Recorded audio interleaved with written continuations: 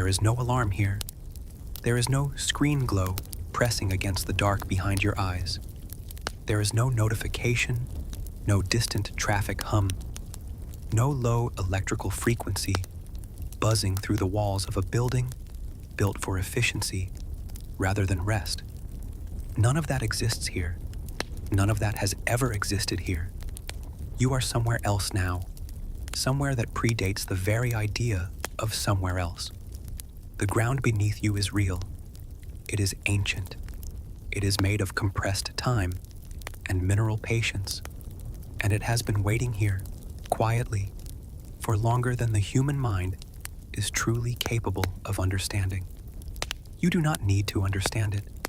You only need to feel it, solid, wide, and absolutely still beneath the full weight of your body. The air that reaches you is not filtered or conditioned. It carries something older than weather, a faint mineral coolness, the distant suggestion of water on stone, and underneath all of it, a deep vegetative warmth that rises from the earth like slow breath. You breathe it in without deciding to. Your body knows this air, even if your mind has never encountered it before. Something in the oldest part of you recognizes this place. Something in your nervous system, buried beneath years of noise and urgency, understands that here, in this air, on this ground, under this sky, nothing is required of you. Not one single thing. The sky above is not quite day and not quite night. It exists in that ancient threshold between the two, where light has no particular agenda and simply rests across the landscape without direction or purpose. There are no colors you could name with modern language. They are older than naming, softer than color. The horizon in every direction is open, not empty, but open, filled with the kind of distance that makes your thoughts thin and quiet, the way smoke thins when it rises high enough that the wind finally takes it. You are 3.5 million years before the present moment, and the present moment has never felt further away or less important. The land around you is not dramatic in the way you might expect ancient Earth to be. There is no eruption painting the sky. There is no catastrophe visible from where you stand. There are only the slow, enormous systems of a living planet moving at their own pace, wind traveling from one unnamed place to another, grasses bending in a direction they have bent 10,000 times before this morning, clouds organizing themselves overhead with the casual inevitability of things that have been practicing for millennia. You notice slowly that your shoulders have dropped. You notice that the muscles along the back of your neck have released something they were holding, some tension whose origin you cannot even name, only recognize by its absence. The landscape does not ask you to react to it. It does not need your interpretation or your opinion. It existed before opinions were possible, and it will continue long after the last opinion is forgotten. There is a particular freedom in being so completely irrelevant to your surroundings. No part of this landscape is waiting for you to respond. No part of it is measuring your productivity or your presence. The grass grows, the clouds shift, the light changes by degrees too small to track, and you are simply here, not even visiting, really, more like floating, gently, at the surface of something ancient and deep.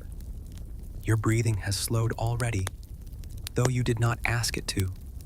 Your body is doing what bodies know to do when the noise finally stops.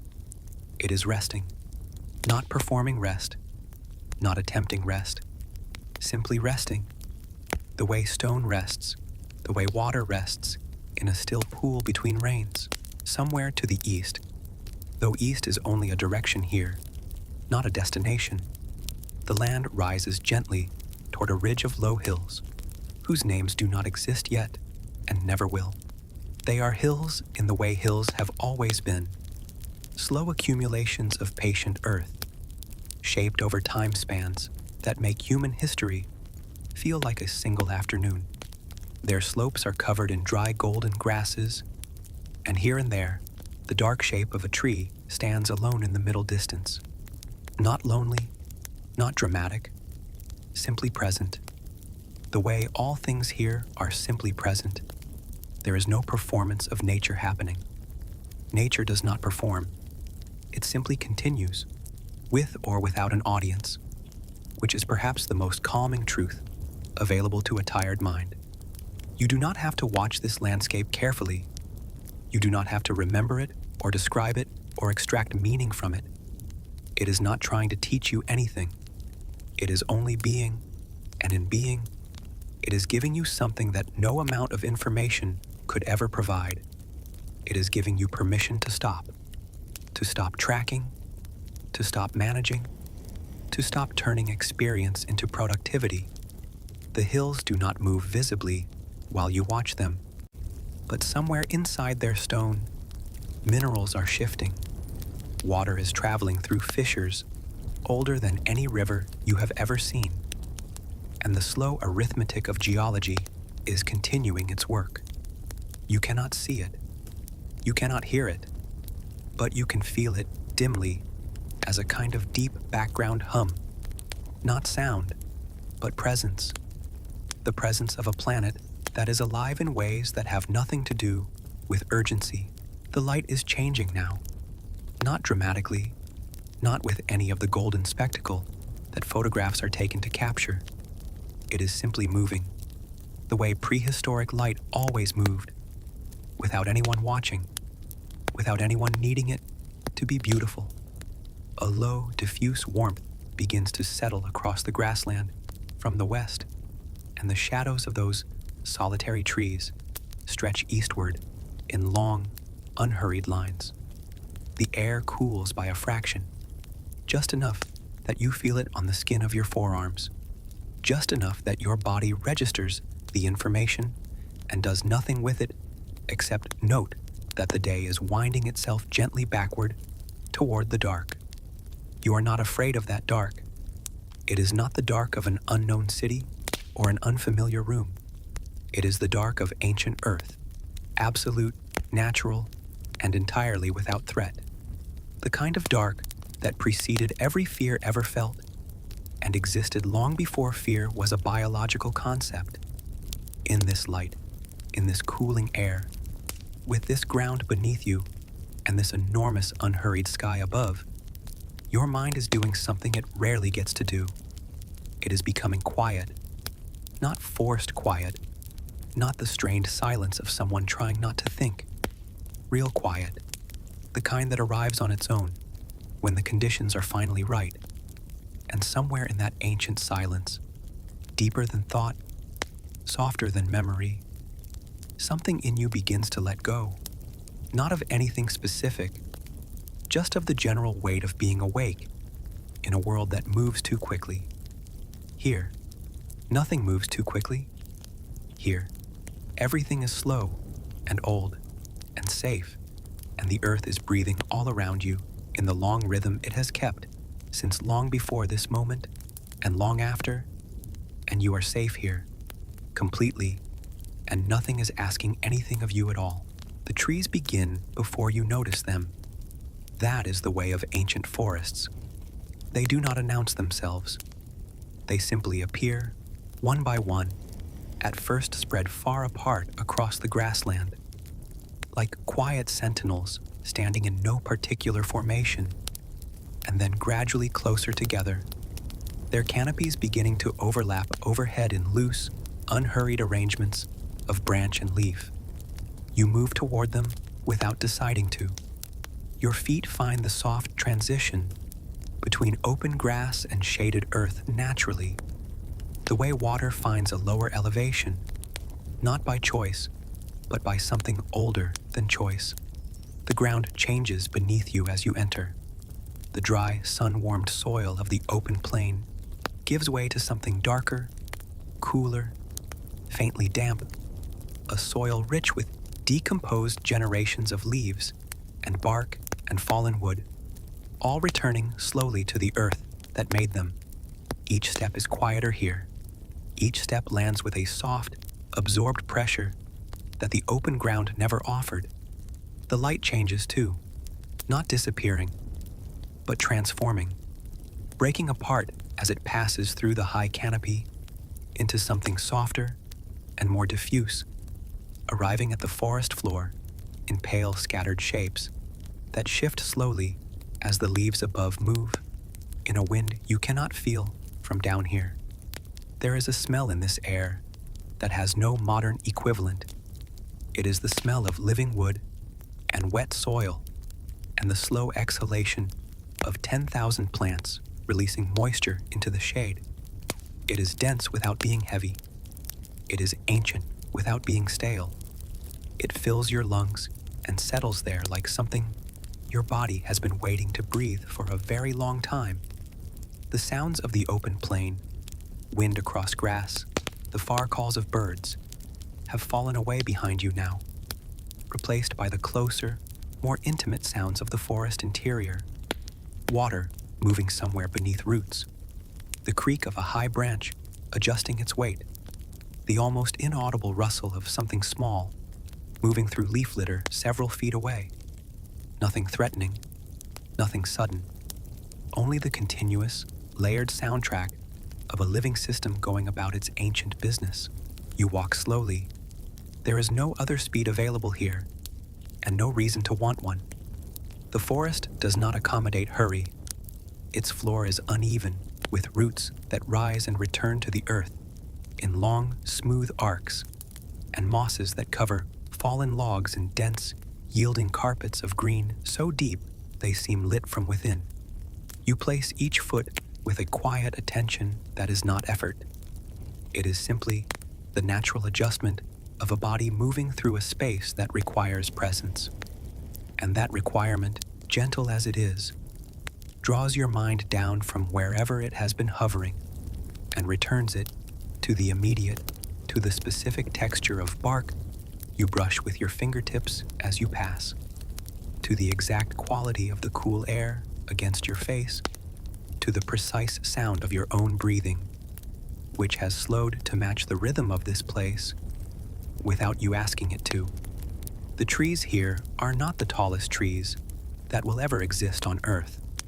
That era is still far in the future, but they are tall enough that looking up requires you to tilt your head back and let your gaze travel a long way before it reaches the canopy, where light and leaves negotiate their ongoing arrangement, tall enough that their trunks, wide and deeply textured, give the impression of permanence, not the permanence of things that refuse to change, but the permanence of things that change so slowly, the difference is invisible within a single lifetime.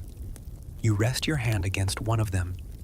The bark is rough in an intricate way, not uniformly rough, but specifically so, with ridges and valleys and small dry patches and places where moisture has darkened the surface to something close to black. Beneath your palm, you can feel nothing moving, but something is moving. Water traveling upward through channels thinner than a hair, sugars moving downward from leaf to root. The slow electrical signals of a living thing conducting its life at a pace your nervous system cannot register. The tree is alive in ways you will never directly perceive, and that is fine. That is restful, even, to be near something so alive, so quietly and completely alive, without needing to understand it. The deeper you move into the forest, the more the outside world recedes, not just the sounds of the plain, but the memory of everything beyond this place, the concepts that fill a modern mind, schedules and obligations, and the low constant anxiety of a life conducted at speed. These things do not have the density here to maintain their shape. They thin out between the trees, the way mist thins in the morning, not dramatically, not all at once, but gradually and completely, until you look for them and find only the forest, only the green filtered light and the soft ground and the sound of water, somewhere close and getting closer. A stream appears from between two large roots to your left, narrow, clear, unhurried, its surface dimpled by the slow drip of condensation from leaves overhead. It moves in the direction it has always moved, finding the lowest available path through the forest floor, with the patient intelligence of water that has been doing this since long before this particular stream existed in this particular form. You follow it without planning to. It is simply easier to walk beside something moving than to navigate the pathless forest interior. And the sound of it, that soft, continuous, variably pitched conversation of water over stone, is the most naturally sleep-inducing sound your ears have encountered in longer than you can remember. It asks nothing of you. It tells you nothing. It only moves, quietly and without interruption, and you move beside it, and for a long stretch of forest time, that is entirely sufficient. The stream leads you to a place where the trees open slightly, not a clearing exactly, but a loosening of the canopy, a place where two large trees have given enough space between their crowns that a wider column of light reaches the ground in a soft, slow-moving pool of illumination. The forest floor here is different. Ferns grow in dense, low arrangements, their fronds horizontal and still, each one a quiet, perfect repetition of the same shape at smaller and smaller scales, a geometry that predates mathematics by hundreds of millions of years. You find a place where a fallen log, old enough to have lost its bark and softened into something closer to soil than wood, offers a long, level surface. You sit. The log yields slightly beneath your weight, not unstably, but softly, the way old things yield, with a kind of patient accommodation. The light in this small open space moves in long, slow cycles as clouds pass somewhere above the canopy, dimming and brightening the forest floor in changes so gradual they register not as events, but as moods. The ferns do not move. The stream continues its conversation a few feet away. The high branches shift in a wind that does not reach you, and you are still here, not thinking about being here, not cataloging the experience or preparing to describe it, simply inside it, the way you are inside sleep when sleep is deep and true, aware of nothing but the soft fact of existing in a place that is asking absolutely nothing of you, where the only sound is water and leaf, and the only light is ancient and green and completely without urgency, and the ground beneath the log is dark and rich and old, and the air is cool against your skin, and somewhere above all of this, the sky continues its slow, prehistoric business, and you are safe here, entirely, in this forest that has no name, in this moment that will leave no record, dissolving slowly into the green and the quiet and the ancient, unhurried breathing of a world that has all the time there ever was. The forest thins gradually at its eastern edge, not ending so much as loosening, trees spacing themselves wider apart, the canopy lifting, the filtered green light giving way to something broader and more open. You follow the sound before you see the source. It is a low, continuous sound, deeper than the stream you walked beside earlier, fuller in its resonance, with a slower rhythm that seems to pulse from the ground itself, rather than arrive through the air.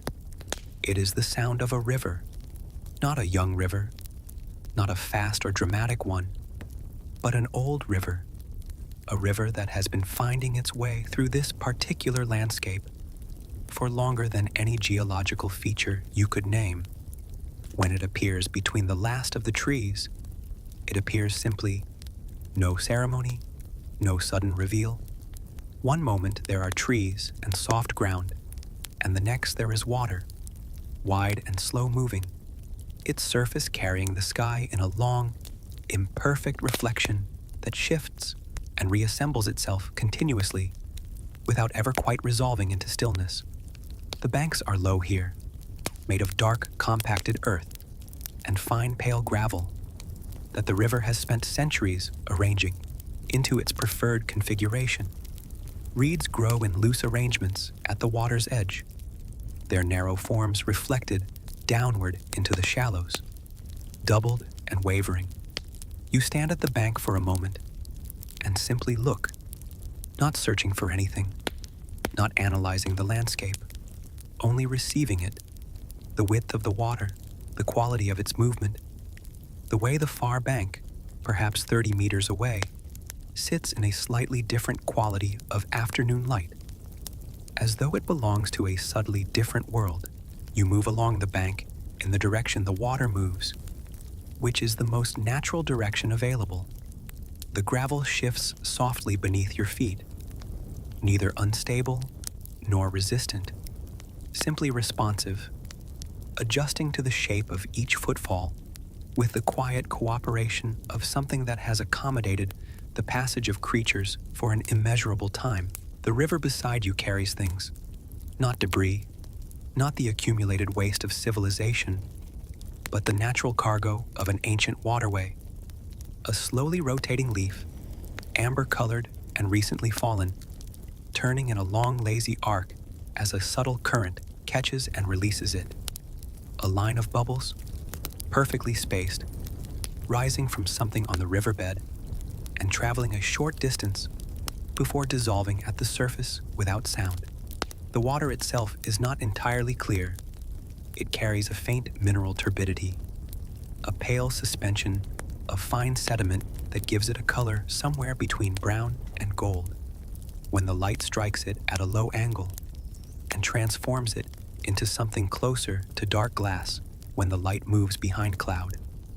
You watch these changes without tracking them.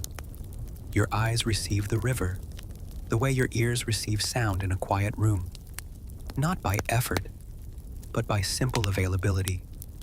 The tension that accumulates behind the eyes after long hours of focused screen light is not a thing you are currently aware of, because that tension is not here.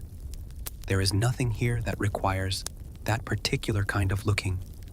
There is only the river, which does not need to be read. A wide, flat stone presents itself at the water's edge, a pale gray slab, smooth on its upper surface from years of rain and the occasional slow passage of floodwater across its face. You sit on it. The stone is cool through your clothing, a pleasant coolness, the kind that communicates solidity and age, and the deep thermal patience of rock that has spent its nights releasing the warmth of the day, and its days slowly absorbing it again, in a cycle so long and consistent, it has become a kind of stone memory. The river passes before you, at a pace you could almost match with a slow walk, but not quite. It is always moving, but it never seems to arrive anywhere, or rather, it is always arriving continuously at every point along its length simultaneously, which is perhaps the most honest way a thing can move. You watch the surface and notice how it is never the same twice. The pattern of small ripples around a submerged stone, the way a deeper channel runs slightly darker through the center of the flow, the intermittent wrinkling of the surface, where a subtle upwelling from below pushes against the downstream current and creates a brief, soft disturbance that smooths itself away before you can fully register its shape. These are not dramatic observations. They are the kind of quiet noticing that the mind does when it is no longer required to perform, when it is simply awake enough to receive and not awake enough to analyze. This is the edge of something, the edge of a particular kind of consciousness that lives between full wakefulness and sleep, calm, receptive, unhurried, and perfectly content to watch water move. The light on the river shifts as the afternoon continues its slow prehistoric arc. Shadows from the trees on the opposite bank extend themselves across the water in long diagonal lines, cool and precise, cutting across the surface in a geometry that the river immediately begins to complicate with its movement, bending the shadow lines into soft curves, breaking their edges into something less definite, more beautiful. You have stopped thinking about anything in particular. This is not an achievement. It is simply what happens when the environment around you is asking nothing of you, and the sounds available are only the river and the wind through the reeds, and the occasional unhurried call of a bird somewhere behind you in the tree line. A call that is not communicating anything you need to understand, only existing. The way all sound here exists, as part of the general texture of a living world going about its ancient life. Your body on the stone has settled into its own arrangement, weight distributed, muscles releasing their habitual readiness for motion because motion is not required. The river continues. The light continues its slow movement. The reeds continue their minimal swaying, and you remain on the cool, gray stone at the edge of a river that has no name, on an afternoon that will never be recorded, in a world that is whole and unhurried and completely indifferent to the passage of time in the most comforting way imaginable. Because its indifference means there is no deadline here, no moment at which this must end or change or become something more productive than it already is, which is simply this: water and stone and you and the long, slow river carrying the sky gently downstream into a distance that asks nothing of anyone, and the sound of it all, low and continuous and older than memory, settling through your ears and into the quiet place beneath thought where sleep begins. The river has carried your attention long enough that you almost do not notice the landscape changing behind you. But it is changing, slowly, the way all things change here, without announcement or urgency. The ground to the south has been rising for some time, so gradually that your body registered the incline before your mind did. A faint increase in the effort of each step, a subtle shift in the angle of the horizon. The grass is thin here, and the soil beneath them changes color, darkening from the rich brown of the river plain to something deeper, almost black. A soil made not from decomposed vegetation, but from something older and more elemental. Volcanic soil, the kind that forms over centuries from the slow breakdown of ejected rock, mineral dense and dark as charcoal, still carrying within its composition the chemical memory of the heat that made it. You are walking toward the mountains now, though calling them mountains feels like too strong a word for what they are at this distance. Only a long, low darkening of the horizon, a place where the sky meets the earth in a line that is less sharp than the open plain, more complex, more layered. There is a smell in the air that was not there at the river, faint mineral, carrying a trace of something warm and sulfurous, not unpleasant, only unfamiliar, the way all deeply ancient things carry a quality that modern experience has no category for. You breathe it slowly and let it pass through you without needing to name it. It is the breath of the earth itself, rising from vents and fissures in the rock ahead, where the planet's interior continues its endless, slow conversation with the surface. The light is different in this direction. It has a quality of filtering, not through leaves, as in the forest, but through something higher and more diffuse. A thin atmospheric haze, barely visible, the accumulated exhalation of volcanic activity spreads so finely across the upper air that it softens the sky rather than obscuring it, wrapping the afternoon light in a quality that is both warm and slightly muted, like firelight seen through thin fabric. The shadows here are softer. The colors of the landscape, ochre earth, pale dried grass, dark volcanic rock, exist in a slightly warmer register, as though the ground itself is remembering its own heat. You walk without hurry, which is the only available pace. The volcanic landscape ahead is not in eruption. It has not been in active eruption for some time, and its current state is something closer to the deep, even breathing of an enormous living thing between exertions. Steam rises in thin white columns from several points on the lower slopes, not dramatically, not in the billowing clouds of an active event, but quietly, steadily, the way breath rises from warm skin on a cool morning. These columns drift upward and dissipate into the haze above, and the landscape absorbs them without comment. There is something deeply calming about visible steam in an otherwise still landscape. It is the only movement for a long distance in any direction, and it moves slowly, without violence, disappearing before it has traveled very far. A reminder that even the most powerful forces on Earth spend most of their time simply resting.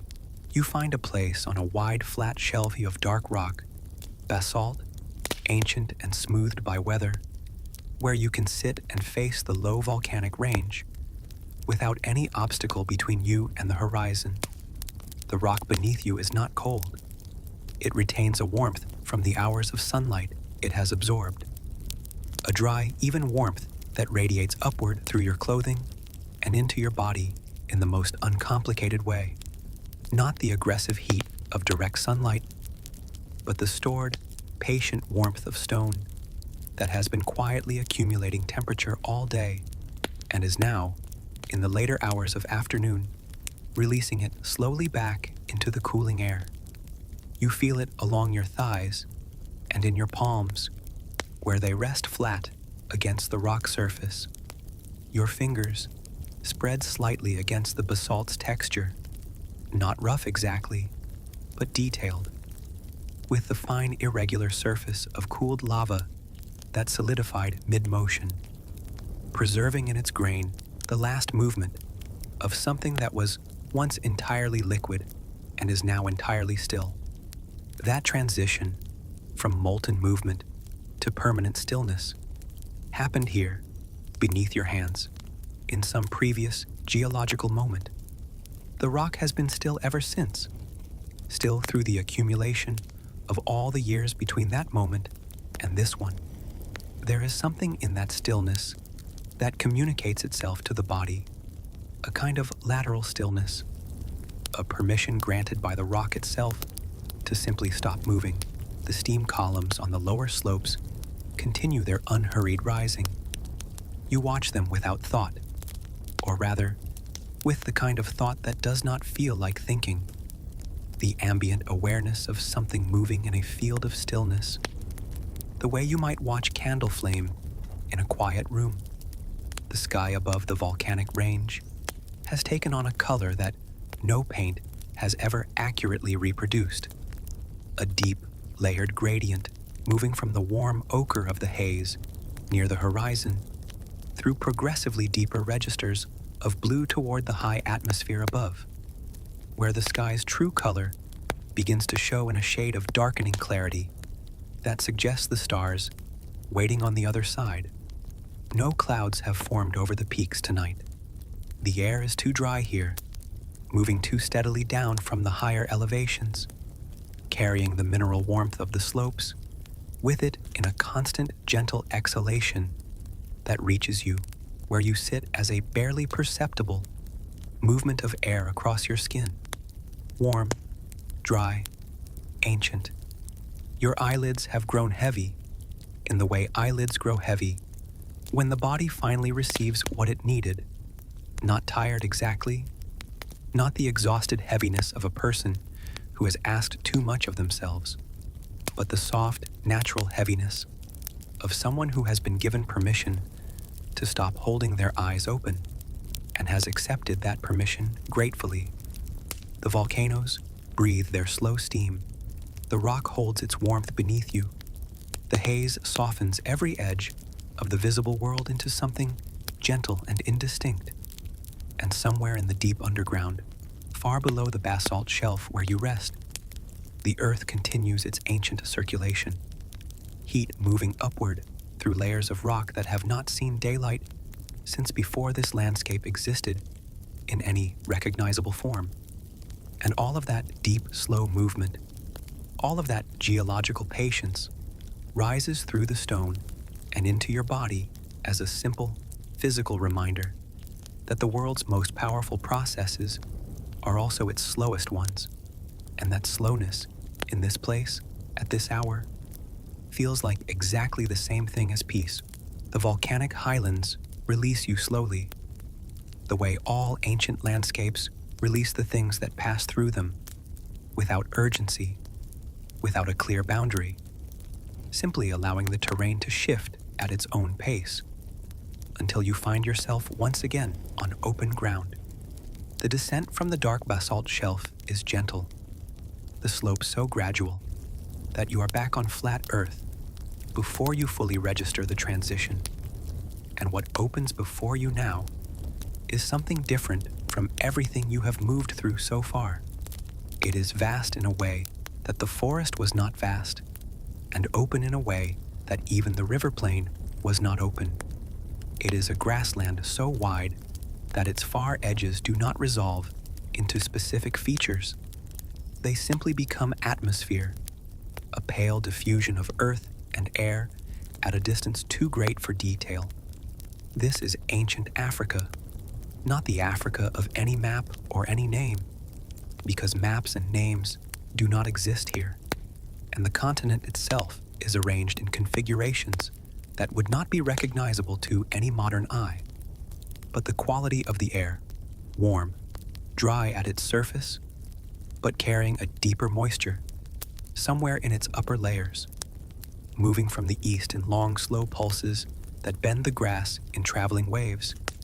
This quality is unmistakable as something specific, something located, something that belongs to a particular part of a particular planet at a particular moment in its long history.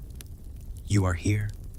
Wherever here is, you are in it completely, and it is enormous around you, and there is not a single thing in any direction that requires your attention or your response. The grass beneath your feet is not the short, managed grass of any space designed for human comfort. It grows in its own logic, taller in places where the soil holds more moisture, shorter and more sparse where the ground becomes stonier, varying in color from pale gold to a deeper amber where the afternoon light catches it at the right angle, to something close to green in the shadowed hollows between low rises in the terrain. It moves constantly. This grass, not violently but perpetually, the wind working through it in visible waves that travel from one direction across the full width of the plain, a movement so continuous and so large in scale that watching it for any length of time produces a gentle, almost nautical sensation of being on the surface of something that breathes. Your own breathing adjusts to it without your involvement. 3 breaths to 1 wave of the grass, then 4, then a long, slow inhale that fills your lungs completely before releasing in a gradual, unhurried exhalation that your body extends naturally, the way a body extends exhalation when it has finally stopped bracing against something. The warm air receives your breath and disperses it instantly into its own enormousness, and the exchange, your breath into the ancient atmosphere into your lungs, feels like a conversation so old and so mutual that it requires no acknowledgement from either party.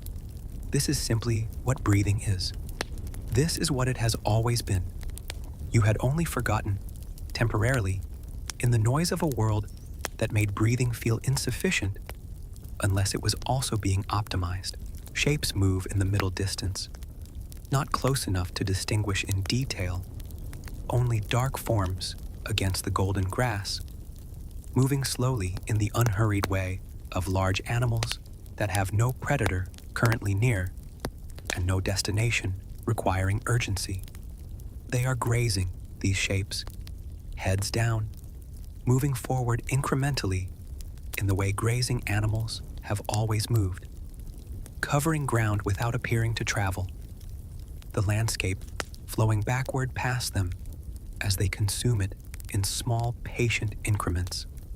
You cannot name these creatures with certainty. They are not precisely any animal that exists in the present world. They are earlier forms, ancestral shapes, the working drafts of lineages that will spend millions of additional years refining themselves into the animals you might recognize.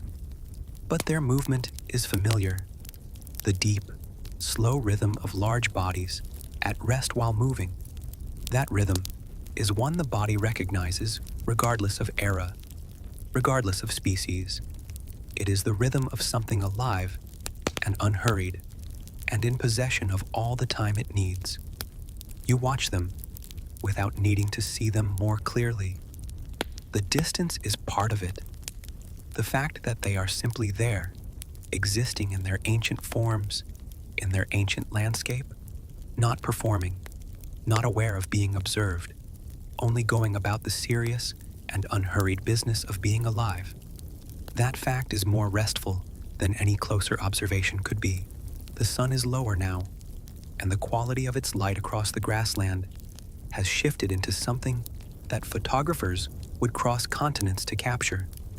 Though no photographer has ever stood where you are standing, and none ever will. It is the particular low-angle warmth that turns everything it touches to gold.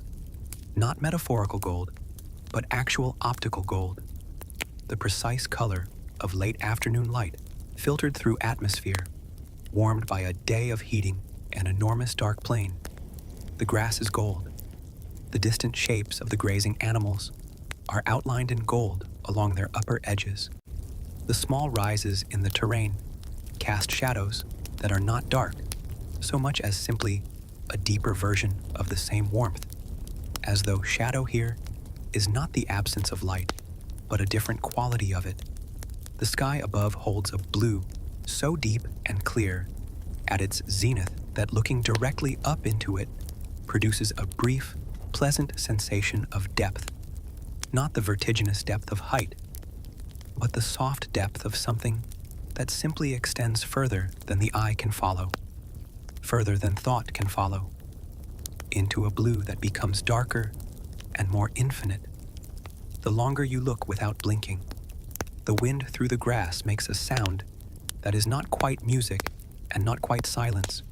It is between those things, a continuous variable tone that rises and falls with the wind's own rhythm, and beneath it, as a kind of bass note, the absolute stillness of the deep earth on which all of this movement rests. You are standing on a continent that is itself moving, slowly, over geological time, shifting its position on the surface of a spinning planet by increments too small to feel, and yet beneath your feet, it is completely, perfectly still. Both things are true simultaneously. The earth moves, and the earth is still, and you are safe on its surface, in the gold light, in the warm wind, in the enormous, unhurried grassland, with the dark shapes of ancient creatures moving in the middle distance, and the sky deepening above, and your breathing slow, and your body heavy, with the good heaviness of complete and total rest. The light on the grassland has been shifting for some time now, not darkening exactly, but deepening, the way color deepens when you add something to it, rather than remove something from it. The gold of mid-afternoon has moved through a warmer register, through amber and something close to copper, and the shadows of the grass have lengthened to the point where the plain appears striped, alternating bands of warm light and cool dark running eastward from every vertical thing the sun can find to cast a shadow from. The temperature has dropped by a degree, then another. The change arriving not as a sudden chill, but as a slow, pleasant drawing down of the day's warmth, the atmosphere releasing its accumulated heat upward in a gradual exchange that leaves the surface air cooler and somehow fresher, as though the plane has exhaled something it was holding and can now breathe more freely. You feel the change on your forearms, on the back of your neck, where your hair lifts slightly in the evening breeze. It is not cold, it is only less warm, which at the end of a long, slow, prehistoric afternoon is its own form of comfort. The plain ahead of you holds a slight depression, barely visible from a distance, only a gentle lowering of the terrain, a place where the land tilts inward by a few degrees and holds what the rain brings, a watering hole, ancient, unnamed, unremarkable in its appearance, and completely essential to everything living within several kilometers of its banks. You move toward it the way everything in this landscape eventually moves toward it, not quickly, not with any particular intention, simply following the logic of the terrain and the evening and the direction your body has chosen, without consulting your mind. The water appears gradually as you descend the gentle slope, first as a glint between grass stems, then as a widening surface of still darkening water that holds the early evening sky in a reflection more accurate than any mirror. It is not large, perhaps 40 meters across at its widest point, shallower at the edges, where pale mud grades into the water in a soft transition zone, where the tracks of many creatures have been pressed into the surface over countless seasons and dried there, a record of every visitation preserved in the cracked, pale earth, like a kind of wordless history. The water at its center is deeper and darker, and at this hour it is almost perfectly still.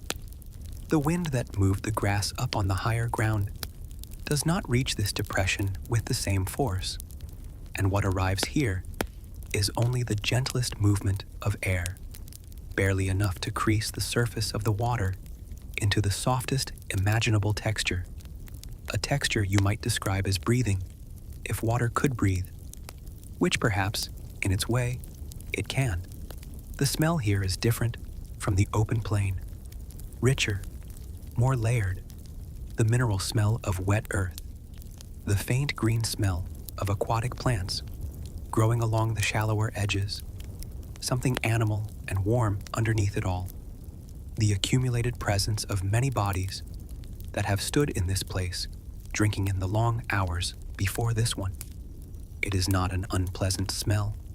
It is a living smell, complex and specific and entirely honest about what this place is and what it does in the life of this landscape. They arrive at the water the way evening arrives, gradually and then all at once, and yet never with any sense of suddenness. The first shapes appear from the eastern grass, moving in single file along a path worn smooth and pale by generations of the same approach, the same bodies, the same patient walking toward the same water. They are large, larger than anything you would encounter in a modern landscape outside of a small number of remaining wild places, their bodies moving with the particular, unhurried deliberateness of animals whose size has granted them a kind of immunity to urgency. They lower their heads to the water, one by one, each head dipping with a slow, practiced motion that sends a series of gentle rings spreading outward across the still surface, rings that travel and overlap and interfere with each other in patterns of brief, beautiful complexity before smoothing themselves back into stillness. You are far enough from the water that your presence registers as nothing to them. You are downwind. You are still. You are simply another feature of the landscape at this hour, no more remarkable than a stone or a termite mound in the failing light.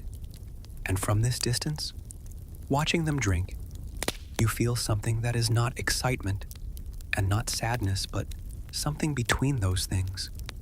A quiet, vast feeling that has no modern name, because the modern world rarely provides the conditions necessary to feel it.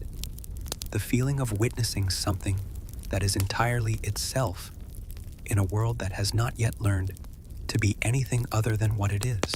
The sky above the watering hole is doing something extraordinary, as prehistoric skies always did at this hour, unobserved and unremarked and entirely indifferent to the fact that no one capable of describing it was watching.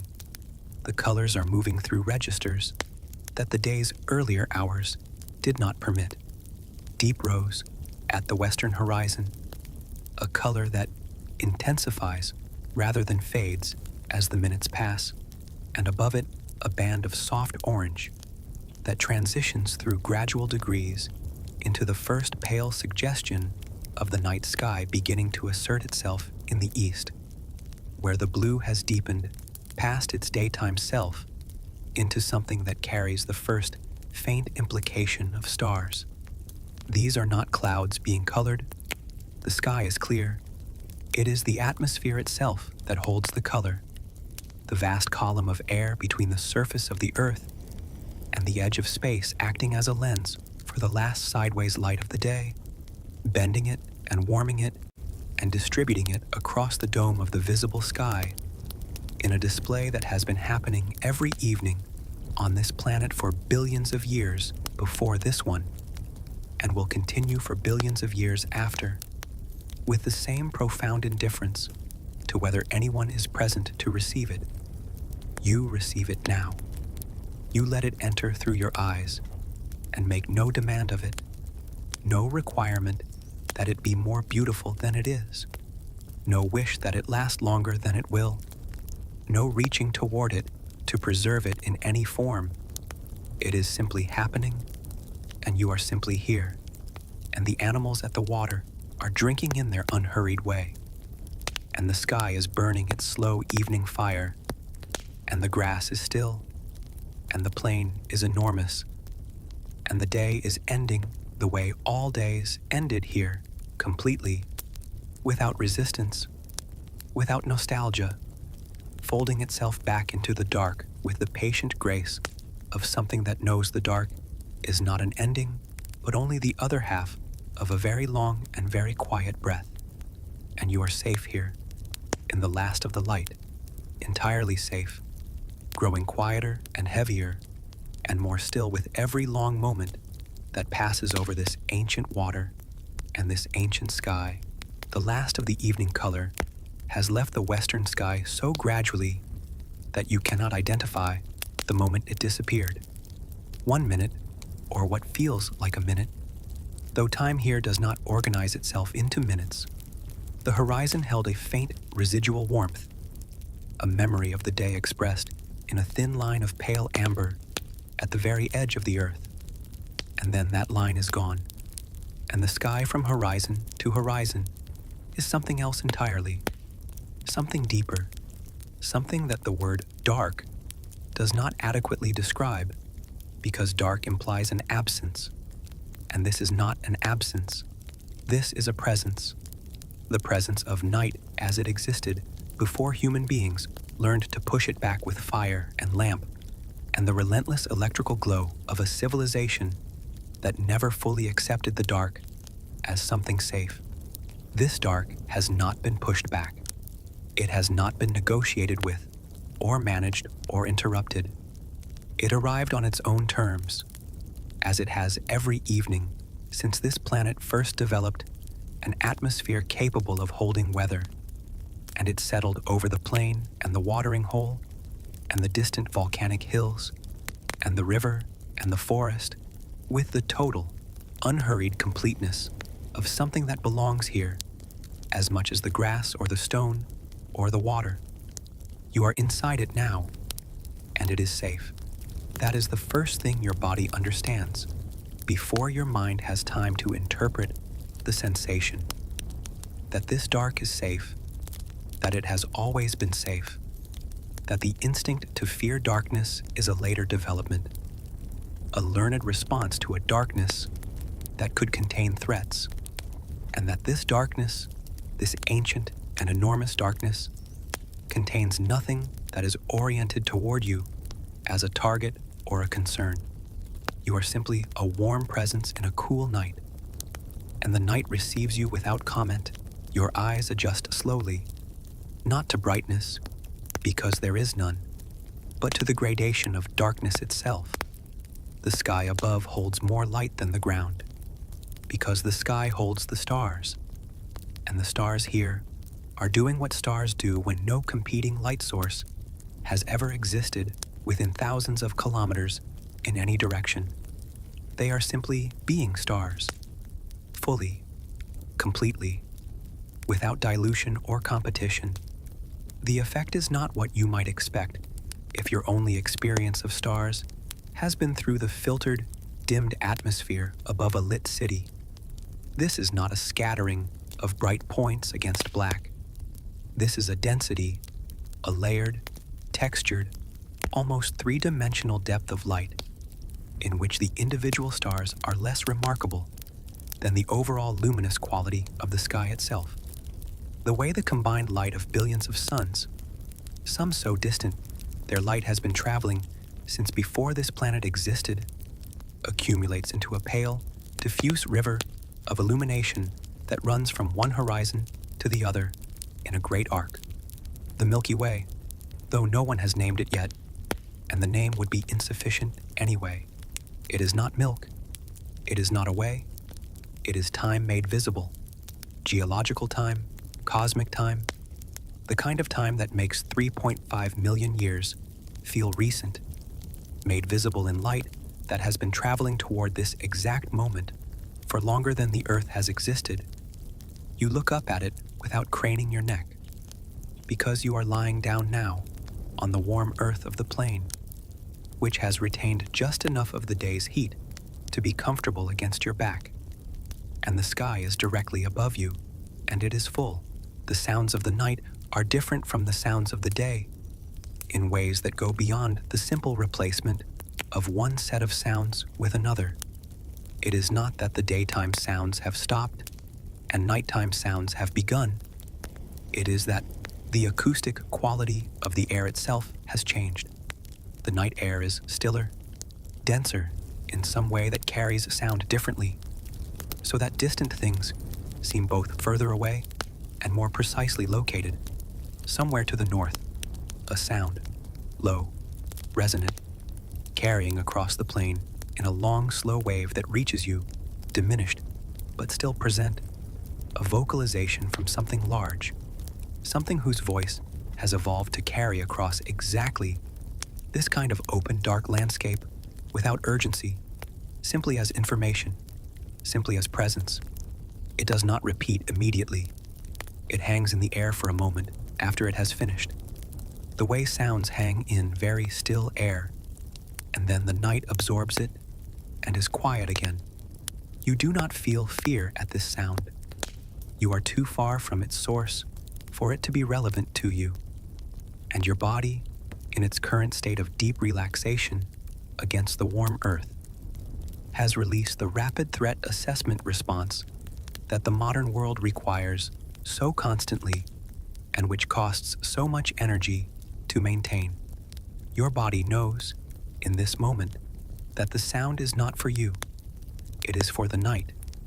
It is part of the night's texture, the same way the stars are part of the night's texture, and the smell of cooling grass, and the faint movement of air across your face, and the complete and perfect stillness of the earth beneath your back. Time passes here without marking itself. There are no hours in the way you are accustomed to hours. No divisions, no transitions announced by any mechanism. There is only the slow turning of the stars overhead, which is not something you can perceive directly, but which you know is happening, the way you know the earth is turning beneath you, a knowledge that lives in the body rather than the mind. The stars that were at one position, when you lay down, have moved to another by the time your attention returns to them. But the movement was not witnessed. It simply occurred in the space between one moment of awareness and the next, which is perhaps the most natural description of how time actually passes when you are not anxiously monitoring its passage. Your breathing has reached a depth and a slowness that is very close to sleep breathing. Not quite, not yet, but approaching it the way the tide approaches the shore, in long, barely perceptible advances that do not announce themselves as progress but accumulate into arrival. The warm earth holds you. The stars continue their ancient rotation. The sounds of the prehistoric night move through the air around you. The low voices of distant creatures, the occasional whisper of wind through the grass, the complete and ancient silence underneath all of it. The silence that was here before the first sound was ever made on earth, and which will return eventually when the last sound is finished. You are resting in that silence now, not at its absolute depth, but near it, close enough to feel its quality, the quality of something that has never been interrupted by anything unnecessary, that has always been exactly what it is, that holds the whole of this ancient night in its enormous, patient, completely unhurried arms. And you are inside it, and you are warm, and the stars are above you, and the earth is beneath you, and nothing is required, and nothing is coming, and the night is long and safe, and older than memory, and you are already more asleep than awake. Though the difference, here, in this ancient dark, hardly seems to matter at all. The stars have not moved in any way your eyes can confirm, and yet the sky is different from the sky that was above you an hour ago. It has deepened. That is the only word available for what has happened. It has deepened, the way a color deepens when you add more of itself to it, the way a sound deepens when the room it lives in grows quieter around it. The individual points of light have not changed in brightness or position in any way you could measure, but the sky between them, the sky that is not stars, but is not empty either, the sky that is the accumulated dim light of galaxies, too distant to resolve into individual sources, that sky has become more present, more visible, more itself. It is as though the night has been spending the hours since sunset, removing layers from something, revealing progressively more of what was always there underneath.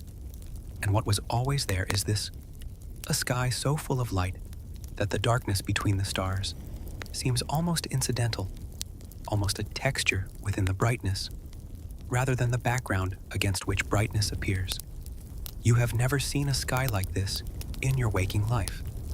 The modern world does not permit it, even in the most remote locations available to contemporary experience. The atmosphere carries the traces of distant cities, the light bending around the curvature of the earth and arriving faintly at the zenith, thinning the dark by a degree or two that you might not consciously notice, but which your eyes register as the difference between a sky that is fully itself and a sky that is almost fully itself. This sky is fully itself. This sky has never been anything less. Your body on the warm earth has settled further into the ground, not sinking, but relaxing into contact, the way a hand relaxes open when it is no longer needed to hold anything. The tension that keeps a body slightly lifted from the surface it rests on. The unconscious muscular readiness that a nervous system maintains even during rest in a world full of demands has been releasing itself in stages over the past long while, and what remains now is a body in more complete contact with the earth than it usually permits itself to be. Your shoulders rest fully. Your lower back, which in ordinary life maintains a careful relationship with whatever surface it encounters, has released its guardedness and allowed itself to be simply heavy, heavy in the good and complete way that bodies are heavy when they have finally stopped managing themselves. The earth beneath you receives this weight without effort. It has been receiving the weight of living things for as long as living things have existed on its surface. And it is practiced in this, patient in this, neither indifferent nor attentive, but simply present in the way that the earth is always present, solid and deep and continuous in all directions, extending downward from the thin surface you occupy through layers of rock and heat and ancient compression to a molten core that has been generating the planet's warmth since before the first cell divided in the first shallow ocean. You are resting on the surface of all of that, held up by all of that, supported from below by the entire depth of the planet, which is a form of support so total and so constant that it becomes invisible, until a moment like this, when the night is deep and the stars are above, and the body has finally let itself be heavy, and you feel it clearly, the earth holding you, as it has always held everything that has ever rested on its surface, without condition, without limit, without ever once failing. The stars wheel overhead in their ancient trajectories, and you do not watch them so much as exist beneath them, which is a different thing. Watching requires a self that is separate from what is watched, a perceiver and a perceived, a distance between them that must be maintained for the watching to occur. Existing beneath the stars requires nothing. It is simply a positional fact. You are here, they are there, and the space between you is filled with the oldest silence in the local universe, the silence of interstellar distances, the silence of light that has been traveling for millions of years and has finally arrived at the thin shell of atmosphere surrounding this particular planet at this particular moment in its history, and passed through it and reached your open eyes, which receive it without any requirement to do anything with it. You are the end point of a journey you did not plan and cannot comprehend, and that incomprehension is restful rather than troubling, because here, beneath this sky, the things you cannot comprehend vastly outnumber the things you can, and somehow that ratio feels correct, feels like relief. The modern world asks you to comprehend everything, to have an opinion on everything, a response to everything, a plan for everything, and the accumulated exhaustion of that requirement is something you carry so constantly that you have forgotten what it feels like not to carry it. Here, beneath a sky that predates comprehension itself, you remember, or rather, you stop needing to remember. You simply stop, in the way that only happens when the conditions finally permit it, and the stopping feels like arriving somewhere you have been trying to reach for a very long time, somewhere in the long hours of the prehistoric night. The plane has changed beneath you, without asking your permission or requiring your awareness. This is how landscapes work in deep time, not through dramatic transformation, but through the slow accumulation of small adjustments, each one invisible, each one inevitable, until the sum of them is something entirely different from what was there before. The ground beneath you now is not the dry, warm earth of the grassland. It is lower, closer to the water table. The air that reaches your face carries a new quality, heavier, salt-laden, moving in long, slow pulses that arrive and retreat with a rhythm your body recognizes before your mind catches up with the recognition.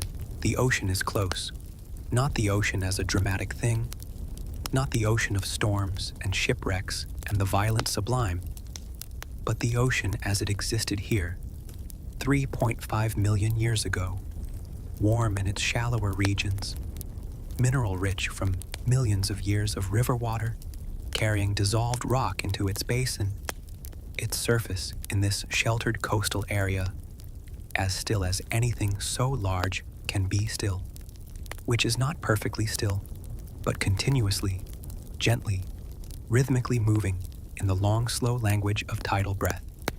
You move toward the sound of it without deciding to move. The pull of water on a tired mind is one of the oldest relationships available to a nervous system, older than language, older than the capacity to name what it is you are moving toward, and you follow it through the dark as though you have always known the way. The shoreline arrives not as a wall, but as a gradual transition, the ground becoming softer, then wetter, then giving way beneath your feet to the fine pale sediment of a prehistoric beach, a sediment made not of the same material as any modern beach, but of something older and more varied, the accumulated output of rivers that have been carrying material from inland for longer than this particular coastline has existed in this particular configuration. The continent is different here. The ocean is in different proportions.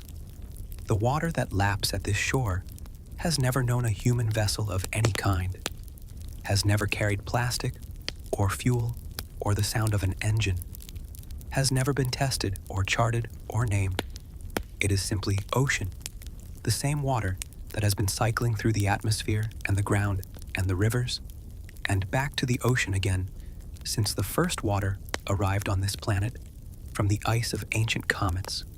Always the same water, always moving, always finding its way back to the lowest available place and resting there in its vast, patient accumulation. You sit at the edge of it. The water reaches you in small, slow movements, not waves exactly, in this sheltered bay, but something more like the water breathing, the surface rising and retreating by a few centimeters in a rhythm so slow and so regular that within a very short time, your own breathing has adjusted to match it, and you are breathing with the ocean, which is to say, you are breathing with something that has been breathing since long before you existed and will continue long after. And the synchronization between your small rhythmic breath and its enormous rhythmic breath is one of the most calming physical experiences available on this planet. At any point in its history, the water is warm at its surface, warmer than you might expect, because this is a shallow coastal region and the sun has been working on it all day, and the night air, though cooler than the afternoon, has not yet drawn enough heat from the surface to change its temperature significantly. When the water reaches your feet in its slow advance and retreat, it carries that warmth with it. And the warmth is not the aggressive warmth of something hot, but the ambient warmth of something that has been at this temperature for a very long time and is simply maintaining itself. The warmth of water that is comfortable, that does not require adjustment or response, that can simply be felt and accepted and absorbed into the body as information that registers as safety.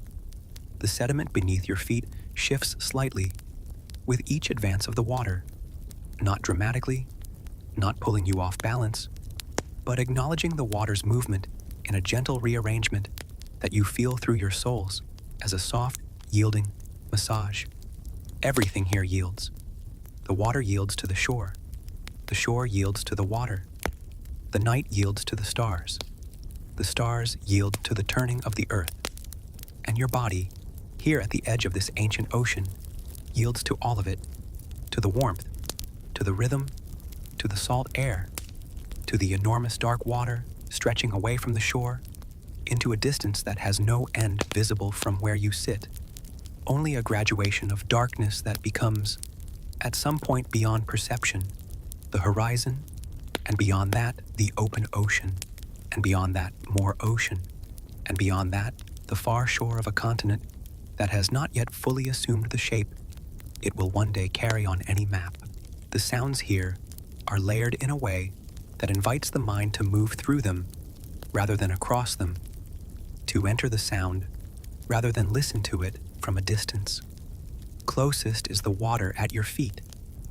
its small rhythmic advance carrying a soft hiss of foam across the sediment, and a deeper, lower sound beneath that, a sound felt more in the chest than heard with the ears.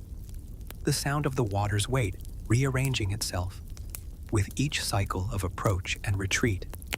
Further out, in the middle distance of the bay, the water's surface carries a different sound, a slow, intermittent deepening of the general aquatic murmur, as though the ocean is clearing its throat gently in the dark, reminding itself of its own depth, and beneath all of it, so low that it registers as a vibration rather than a sound, the fundamental frequency of the ocean itself, the long, slow-standing wave that the body of water generates simply by existing in its basin, rocking imperceptibly from one end to the other in a cycle measured in hours, a tide within the tide, a rhythm within the rhythm, so slow that no single observation could detect it, but so consistent that the sediment of this entire coastline has been shaped by it over thousands of years.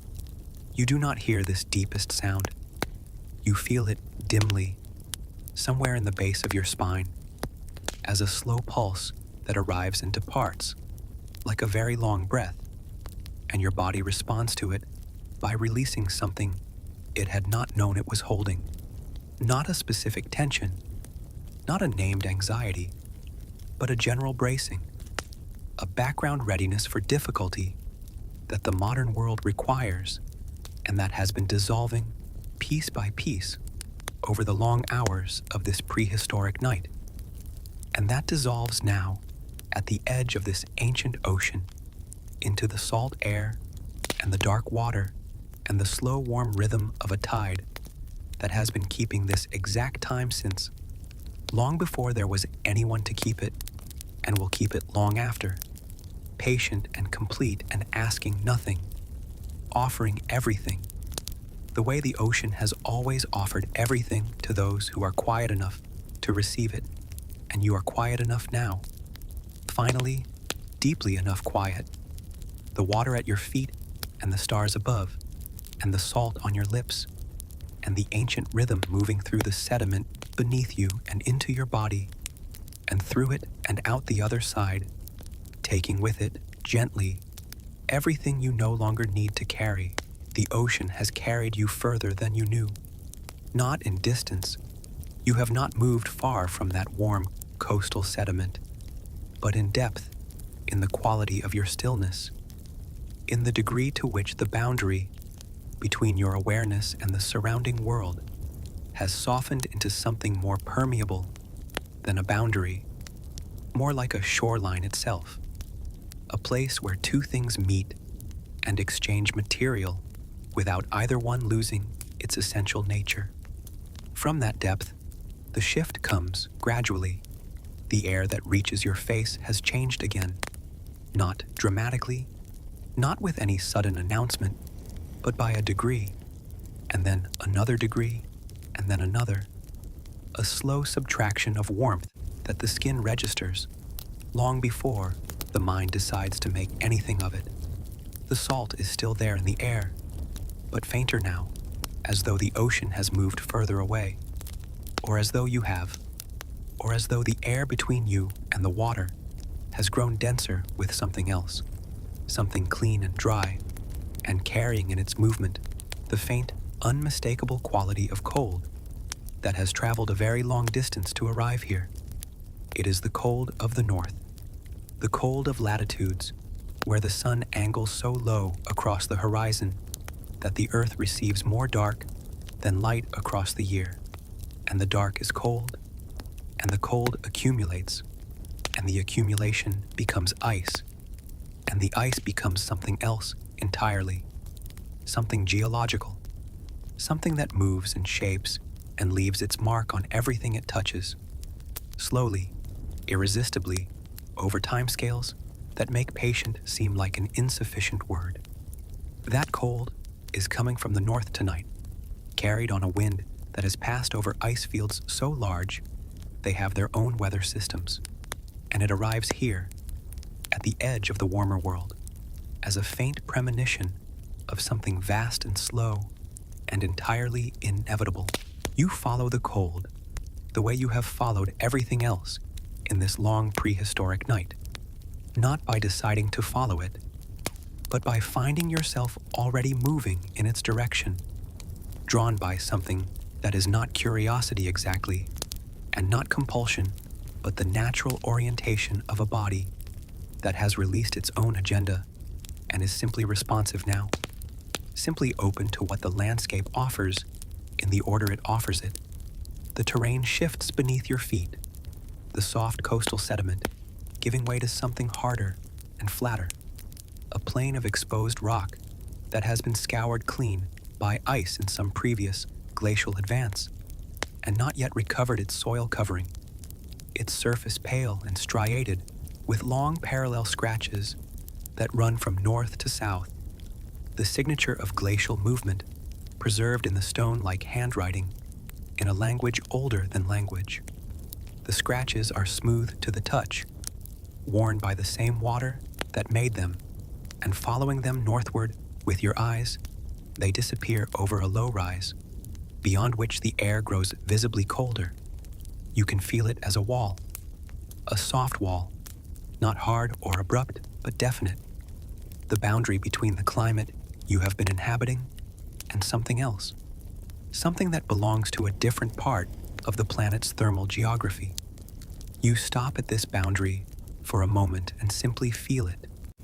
Warm air at your back, cold air at your face, and yourself in the middle, which is always where you are, always in the middle of something, always at the edge of a transition that was already underway before you arrived. Beyond the rise, the ice begins. Not dramatically, not as a wall or a cliff or any of the grand theatrical forms that ice can eventually assume, but as a thin, pale covering over the low places in the rock, a skim of ice over shallow pooled water, a frost on the surfaces that face northward and receive less of the day's limited warmth. Further on, these thin coverings thicken and join, and the landscape becomes something increasingly white, increasingly still, increasingly simplified by the ice's tendency to cover the complex textures of the underlying terrain with its own smooth, uniform surface. The vegetation here, what there is of it, grows in low, dense, wind-pressed forms, plants that have made their accommodation with the cold by keeping themselves close to the ground, presenting the minimum possible surface to the wind, conserving warmth in their low compact architecture, the way the body conserves warmth by drawing inward.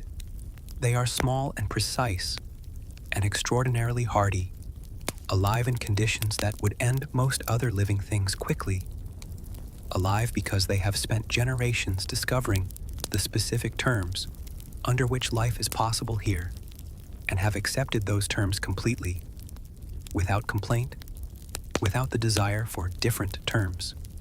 There is something in their absolute acceptance of their conditions that communicates itself across species and across time, a quality that your body recognizes as wisdom, though it is not wisdom exactly, only the result of a very long and very unsentimental education in what is possible and what is not. The glacier itself is visible now, not close, not immediate, but present on the northern horizon as a long pale mass that sits higher than the surrounding terrain, higher than anything natural in this flat landscape should sit, because it is not simply ice, but the accumulated weight of centuries of ice, compacted by its own mass into something denser and harder and older than the ice at its surface, carrying within its depths layers that represent snowfalls from hundreds of years ago, each layer a thin record of a winter that no one witnessed and no one named. It moves. You cannot see it moving. Nothing about its appearance suggests motion, but it is moving, advancing southward at a rate measured in meters per year, carrying embedded within its base the rock it has scoured from the landscape to the north, using that rock as a tool to scour the landscape before it, grinding the surface of the earth with the patient, irresistible weight of all that accumulated ice. This movement is slow beyond the capacity of any single observation to detect, and in its slowness, it is among the most powerful forces currently operating on the surface of this planet. Power and slowness, here, are the same thing, which is a truth that the body, lying heavy and still, and more deeply relaxed than it has been in a very long time, understands without needing to articulate it. Because the body is also slow now, also heavy, also moving at a pace below the threshold of perception toward the place it has been moving toward through this entire long prehistoric night. The place that the ice is moving toward in its own enormous timescale. The place of final stillness. The place of complete and total rest, where the movement continues, but so slowly that stillness and motion are no longer distinguishable from each other, where the cold is not uncomfortable, but simply the temperature of a world doing what worlds do, and the ice is not threatening, but simply water in one of its slower forms, and the dark is not frightening, but simply the absence of light, which is not an absence at all, but the presence of something quieter and older and more restful than light has ever managed to be. The ice is behind you now, receding into the northern dark, the way all things recede in this landscape, without drama, without a clear moment of departure, simply becoming less present until it is gone, and the terrain around you has changed back into something less stark, less simplified, more varied in its textures and temperatures. The ground beneath your feet is no longer the scoured pale rock of the glacial margin. It is warmer. Not warm in the way of the African plain or the coastal sediment, but warm in the way of something that has a heat source below it rather than above it, a warmth that rises from the ground itself, through the soles of your feet, into the lower body, a warmth that does not fluctuate with the movement of clouds or the angle of the sun, because it comes from a place where neither clouds nor sun have any influence. You are on ground that is geothermally active, not volcanically active in the surface sense, not building toward any eruption or dramatic expression, but quietly, consistently warm from below, the way a sleeping animal is warm from its own interior metabolism, the heat of ongoing internal process radiating outward through the surface into the surrounding air. The ground here steams in places, thin, barely visible wisps, rising from cracks in the surface, where the heat differential between underground and atmosphere is large enough to condense the moisture in the escaping air into vapor, and the vapor rises and dissipates in the dark, and the crack continues its quiet exhalation, and has been doing so for longer than this particular landscape has been cold enough at its surface to make the steam visible. You find yourself moving more slowly now, not because the terrain requires it, but because your body has entered a register of movement that is closer to drifting than walking, each step placed without particular intention, each shift of weight happening at a pace that matches the general slowness of everything around you. The geothermally warmed ground makes the air just above it slightly warmer than the air at head height, and you move through this warm, lower layer the way you move through warm water, with a resistance gentle enough to feel like embrace rather than obstacle, the warmth pressing lightly against your legs and rising around your torso as you walk. The landscape here is not dramatic in its features, low rises of pale rock, shallow depressions where mineral-rich water pools in small, still ponds whose surfaces carry an iridescent quality from the dissolved minerals, a slight shimmer of color that moves as the faint thermal currents in the air above them shift the reflection of the dark sky. You pass one of these pools and pause beside it, looking down into its surface, which holds the stars in a reflection so still and so clear that for a moment the pool seems deeper than it is, seems to extend downward through the rock into some darker, more distant space, as though the stars you are seeing are not above you, but below, as though you are looking down through the surface of the earth into the space beneath it, which is where the heat comes from, which is where the slow, deep processes are happening that warm this ground and express themselves in these thin columns of steam and these mineral pools and the low, steady warmth that rises through the soles of your feet and tells your nervous system, in the most direct physical language available, that the earth is alive below you, and it is alive below you, completely, continuously, in ways that have nothing to do with the surface life you have been moving through all this long prehistoric night. Below the thin crust on which everything you have witnessed exists, the grassland, the forest, the river, the volcanic slopes, the coastal sediment, the ice.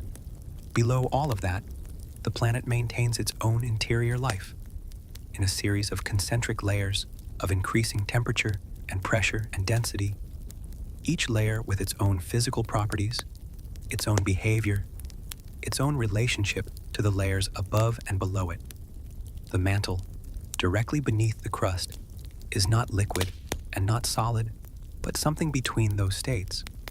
A rock so hot and under such pressure that it deforms and flows over geological timescales, moving in vast slow convection cells that carry heat upward from the interior and cooler material downward in a circulation that has been running continuously since the planet formed.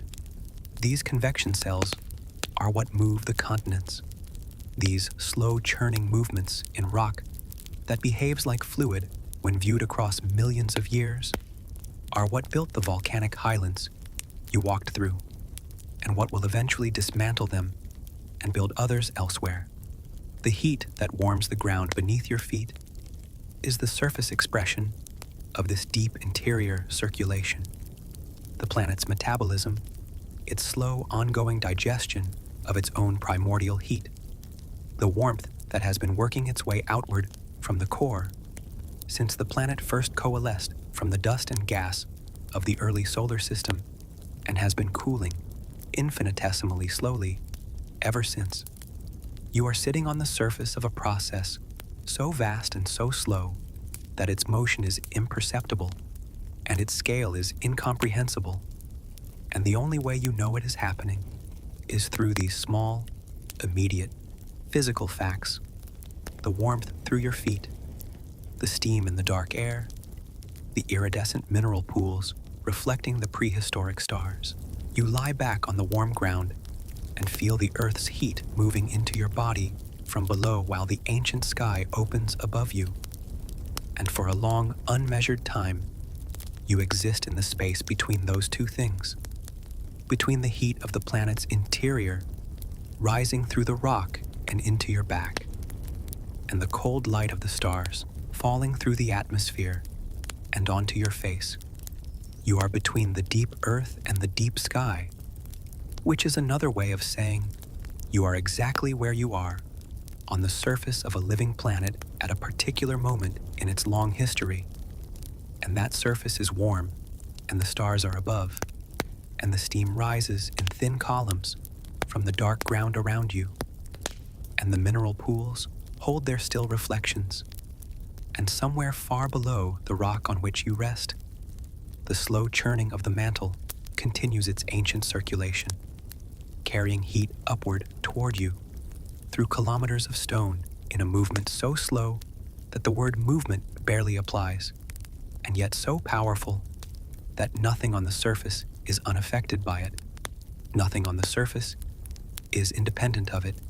Everything that has ever happened here has happened on the back of that slow, deep movement, including this. You, here, warm from below and open above. You're breathing so slow now, it is barely distinguishable from the breathing of the earth itself.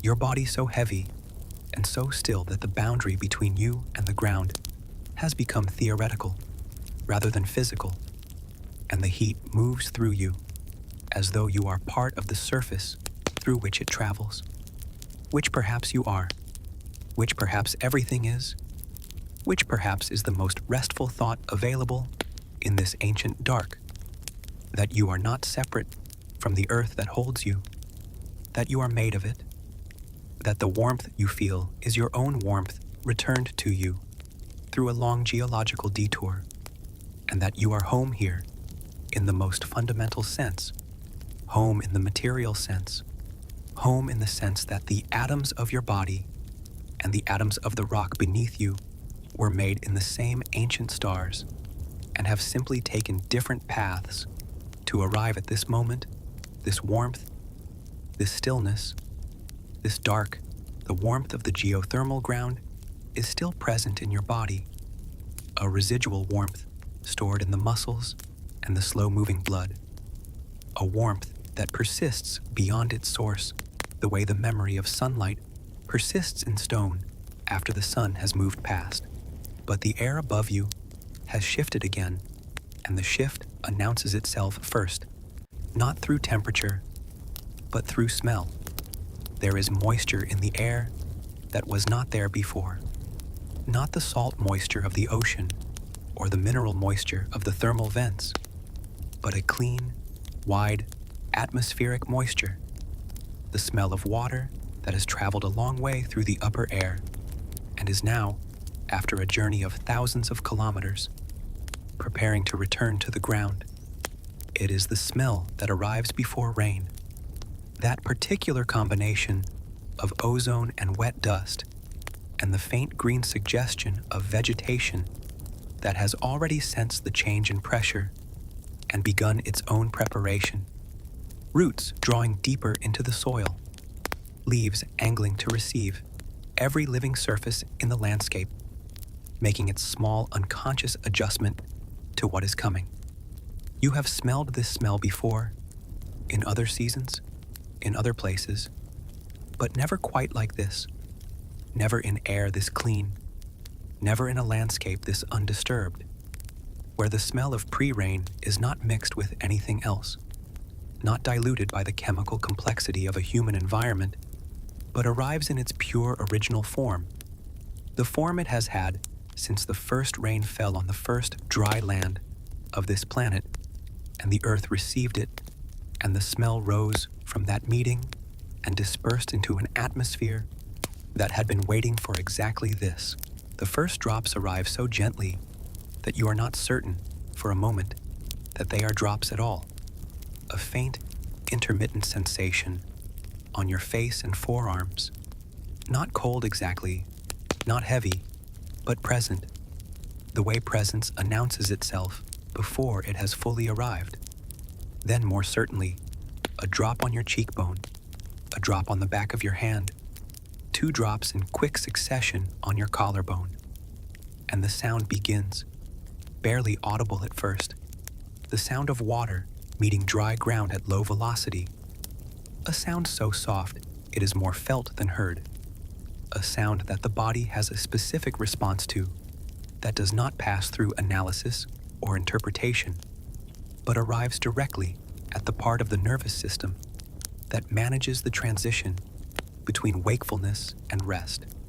Rain on dry earth, rain in the dark, rain on a world that has no name for rain, where rain simply is, where it happens because the conditions for it were met and it falls, because falling is what it does, and the earth receives it because receiving is what the earth does, and the two of them, water and ground, conduct their ancient exchange without requiring a witness or a vocabulary or any acknowledgement from anything alive on the surface. You are the witness. You are the acknowledgement. You receive the rain on your upturned face, and you do not move to shelter, because the rain is not a problem here. It is only weather. It is only the planet's water cycle completing another of its countless iterations. water rising from the ocean as vapor, traveling inland on the upper air, cooling and condensing as clouds, falling back to the ground and beginning its long, slow journey back toward the sea. The rain increases by degrees, each degree a gentle increment rather than a threshold crossing. What began as individual drops has become a soft, continuous presence. Not heavy rain, not dramatic rain, but the kind of rain that commits to being rain without announcing itself as such, that simply settles into its own rhythm and continues at that rhythm for as long as the conditions sustain it, which may be an hour or maybe a night, and which does not matter because time here does not organize itself around the duration of rain. The sound of it deepens as it intensifies, more drops per second, meeting more surfaces, the ground receiving it in its particular register, the low vegetation receiving it in theirs, each surface with its own acoustic response to the same water, so that the sound of the rain is not one sound, but a texture of sounds layered over each other in a continuous, variable, deeply restful composition that no instrument has ever replicated and no recording has ever fully captured.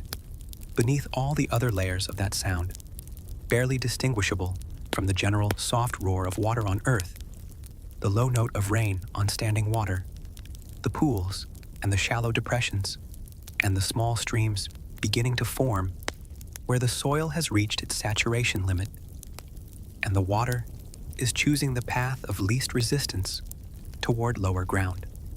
This lowest note of the rain sound is the most sleep-inducing frequency available to the human ear, and here it arrives without competition, without interruption, in its original form, in the original dark, in the original rain of a world that has been rained on since long before anything alive on its surface was capable of finding it beautiful.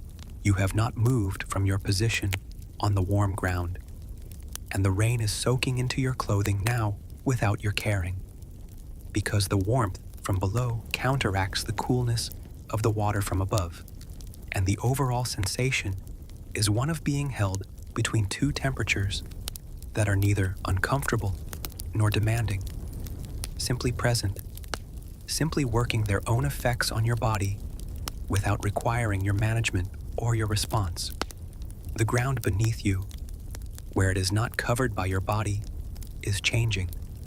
The dry, cracked surface dissolving its resistance to moisture, the soil darkening as it absorbs the rain, the smell of petrichor rising in a slow wave from every direction as water meets earth in the specific chemical reaction that releases geosmin into the air, the compound that produces the smell of rain on dry ground, a smell that human nervous systems respond to with a calm so immediate and so involuntary that it suggests the response is not learned, but inherited, built into the biology at a level deeper than memory, perhaps because the ancestors of every living thing that ever had a nervous system evolved in environments where the smell of rain meant water available, and water available meant survival, and survival meant rest from the vigilance that scarcity requires.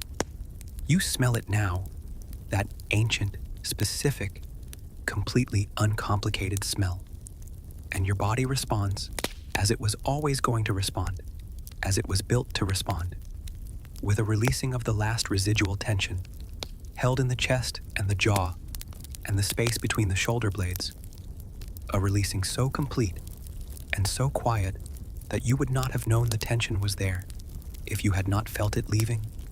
And the rain continues, soft and ancient and entirely without urgency, falling on a world with no name, in a night with no record, on ground that receives it as it receives everything, completely, patiently, without preference, without resistance, the way sleep receives a mind that has finally, gently, completely, stopped insisting on remaining awake.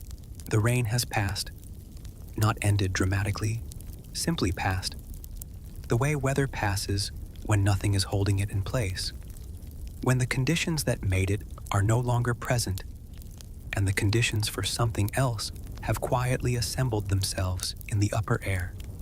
The ground carries the rain's memory in its darkened surface, in the small rivulets still finding their way between stones, toward lower ground, in the smell of wet earth that lingers in the air, long after the last drop has fallen, and the sky has opened again to show its stars through gaps in the retreating cloud cover.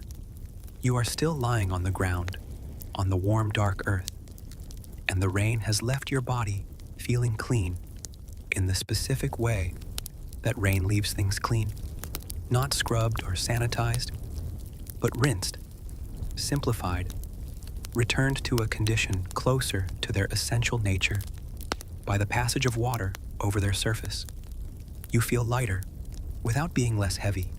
That is the paradox of the rain's aftermath. The body is heavier with absorbed moisture, cooler from the evaporation beginning at the skin's surface, and yet there is a quality of lightness in the chest, a quality of having been attended to by something vast and indifferent and completely without agenda. And that attendance, that impersonal care of weather on a body that was simply present in its path, produces something close to gratitude, though gratitude requires an object, and the rain has no interest in being thanked. It has already moved on. It is falling somewhere else now, on some other unnamed part of this unnamed world, conducting the same ancient exchange with whatever ground it finds beneath it, and the sky above you is clearing, and the stars are returning through the gaps, and the air is moving. The wind begins at the edges of the clearing sky, a natural consequence of the pressure differential left by the departing rain system. Air moving from high pressure toward low in the slow, inevitable way that air has always moved, following the same physical laws that governed the first movement of atmosphere on this planet and will govern the last. But the wind here is not the wind of a storm system or the sharp, directive wind of a narrow pressure gradient. It is a broad, open wind, a wind that has traveled a very long distance over very flat terrain and carries in its movement the quality of that distance, the spaciousness of it, the sense of having passed over more empty land than any single mind could hold as a concept. It reaches you where you lie on the ground as a slow, continuous movement of cool air across your face and hands, the exposed surfaces of a body otherwise warmed by the earth beneath it, and the contrast between the cool air moving over your skin and the warmth rising from the ground below creates a sensation of being held from two directions simultaneously, enveloped, which is perhaps the most precise physical description of what safety feels like when it is felt in the body rather than understood in the mind. The wind does not gust. It does not arrive in pulses or vary significantly in its force. It simply moves, steadily and without urgency, from wherever it has come from toward wherever it is going, passing over you as it passes over the stones and the wet grass and the dark pools of rainwater and the low vegetation, treating all surfaces with the same patient, continuous attention. You sit up slowly, not because anything requires you to sit, but because the wind is inviting a slightly different relationship with the landscape, a slightly more open posture, a slightly greater exposure to the air moving over the plain. The plain is enormous from this slight elevation. Even sitting, even at the minimal height that sitting provides above the ground, the horizon extends in every direction to a distance that the eye cannot resolve into detail. Only a line, a meeting of dark earth and dark sky that runs continuously around your position in a circle so large it feels like the edge of the world, which in a sense it is, which in a sense every horizon always is. The wind moves across this plain without obstacle.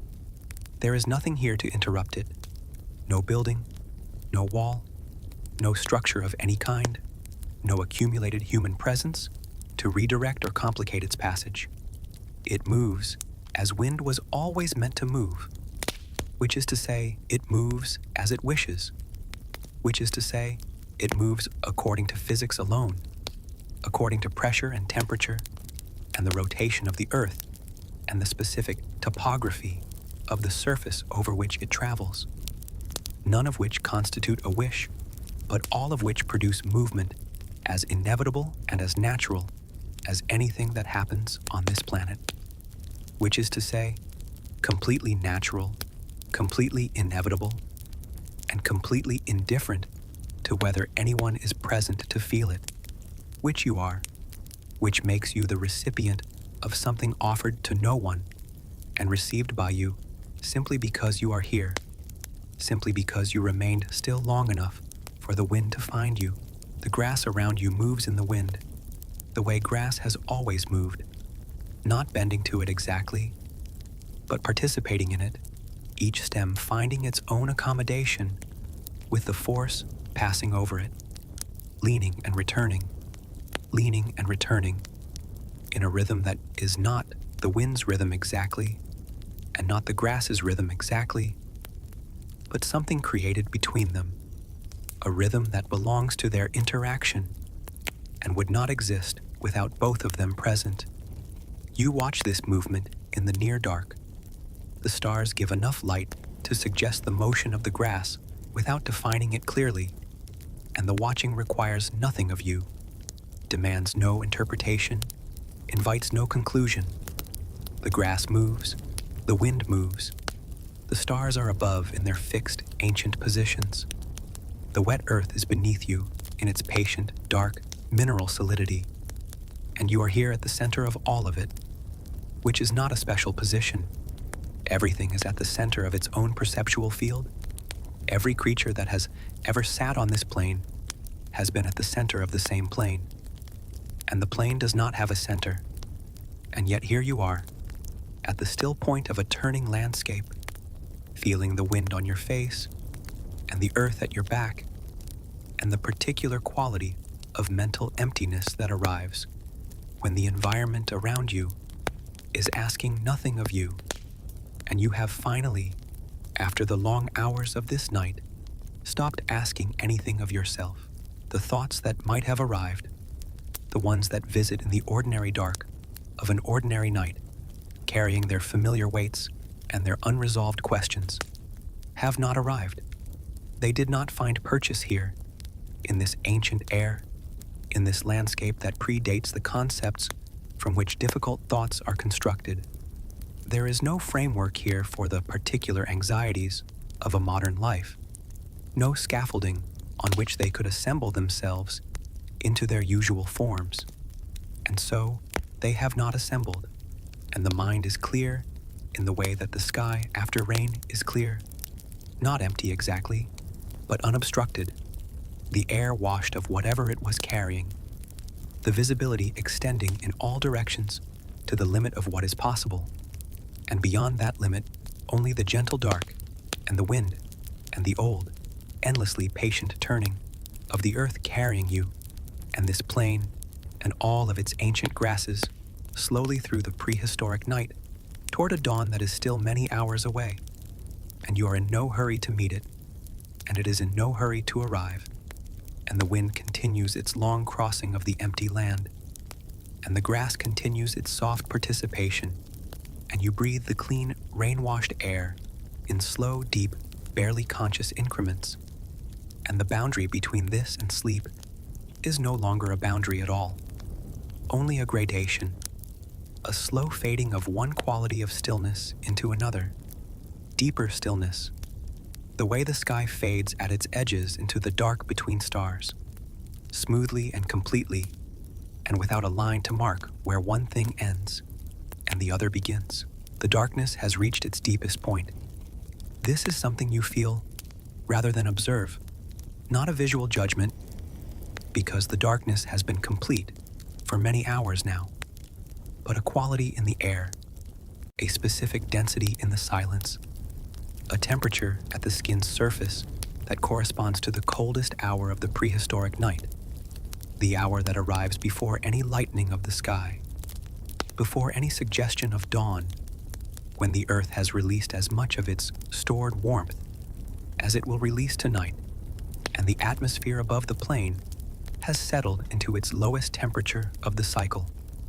And everything, the grass, the stone, the pooled rainwater, the slow-moving air, has arrived at a kind of thermal equilibrium, a settling, a reaching of the condition toward which all the night's cooling has been tending. This is the hour that most people never experience consciously, because they are asleep by the time it arrives, or because the artificial light and warmth of their shelter insulates them from feeling it. But here, on the open plain, on the ancient earth, with no insulation between you and the night's honest temperature, you feel it clearly, not as cold that distresses, but as cold that is simply the truth of this hour, the accurate temperature of a world that has been honest about itself all night and is being honest now, in this, the most honest moment the night has to offer. You pull the warmth from the earth into your body, and the warmth from your body into your clothing, and you are not uncomfortable. You are simply precisely located in the temperature of the world at this hour, which is a form of presence more complete than most people ever achieve, and which feels, despite the cold, like a form of luxury. And then, so slowly that the word slowly does not begin to approach it, the sky changes, not in the east exactly, not in any direction you could point to with confidence, but in the general quality of the darkness above the horizon, a quality that shifts by a degree so small it would not register on any instrument sensitive enough to measure light, and yet your eyes receive it, because eyes that have spent a full prehistoric night adjusting to genuine darkness develop a sensitivity that the artificially lit eye never achieves, and in that sensitivity they can detect the first, almost theoretical suggestion of light that is beginning its approach from somewhere below the eastern horizon. It is not light yet. It is the memory of light. It is the advance notice that light sends ahead of itself through the upper atmosphere, bending around the curvature of the planet and touching the highest layers of the sky while the surface is still entirely dark. This advance notice has no color. It is not the pink and gold of the dawn that is still an hour or more away. It is only a very slight and entirely ambiguous lessening of the darkest dark, a change so subtle that you cannot be certain it is happening until you look away and look back and find that something is different in a way you cannot specify. The horizon in the east is not lighter, but the sky above it is very, very slightly less dark. And that difference, that almost imperceptible, entirely unhurried difference, is the first movement of the coming day. You watch it without urgency, which is the only available way to watch a prehistoric dawn. Urgency has no purchase here, no leverage, cannot accelerate what is happening by a single second. And you have released the habit of urgency so thoroughly over the course of this long, ancient night that you could not summon it now, even if the situation called for it, which it does not. The sky continues its infinitely gradual lightening. The stars nearest the eastern horizon, the ones whose light has the most atmosphere to travel through when they are near the horizon, which dims them and reddens them slightly, these stars are the first to become less distinct, their individual brightness diluted by the growing ambient light of the approaching dawn, absorbed back into the sky, from which they emerged at sunset with the same patience with which they emerged. They do not disappear. They simply become less necessary, the way a candle becomes less necessary as the sun rises, not extinguished, but outcompeted, their particular contribution to the night's illumination no longer the only contribution available, one by one, in an order determined by their brightness and their position and the specific geometry of this morning's dawn, they soften back into the lightening sky. The stars directly overhead remain. The stars to the west, furthest from the approaching light, remain fully bright, but the eastern sky is changing, and the change is beautiful in the way that only very slow things are beautiful, not in the way of a sudden spectacle, but in the way of a process revealing itself, a transformation made visible by duration rather than intensity. Your body is very heavy now, not the heavy of exhaustion or distress, but the heavy of complete and total rest, the heavy of a body that has lain on the warm earth of the ancient plain through the full depth of the prehistoric night, and has received everything the night had to offer: the stars, the wind, the rain, the geological warmth from below, the slow cooling of the hours before dawn, and has been changed by that receiving in the most fundamental way, which is to say, loosened, quieted, returned to something closer to its own original nature, the nature it has before the world begins its daily work of winding it tight again.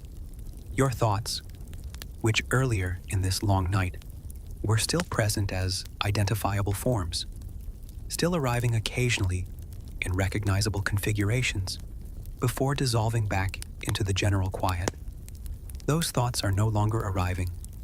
There is only the sky and its slow brightening, and the plain and its stillness, and the cool air moving at its own pace across the surface of a world that has been breathing through the night and is preparing in its own time and at its own pace to begin another day that no one will remember, in a year that will never have a name, in an era so deep in the past that the distance between it and the present moment is itself a kind of silence, a kind of enormous, ambient, completely unhurried quiet that holds everything that has ever happened on this planet in its long, patient, prehistoric dark, and holds you now, here, in the last of that dark, in the moment before the light arrives, which is the most ancient moment available, the moment that preceded every morning that ever happened on this earth, the moment that the dawn is always approaching from, and the moment in which you are lying, heavy and still, and more peaceful than the word peaceful can carry, on the ground of the ancient world, watching the sky prepare itself for a light that is not yet here, but is already, in its unhurried way, already coming.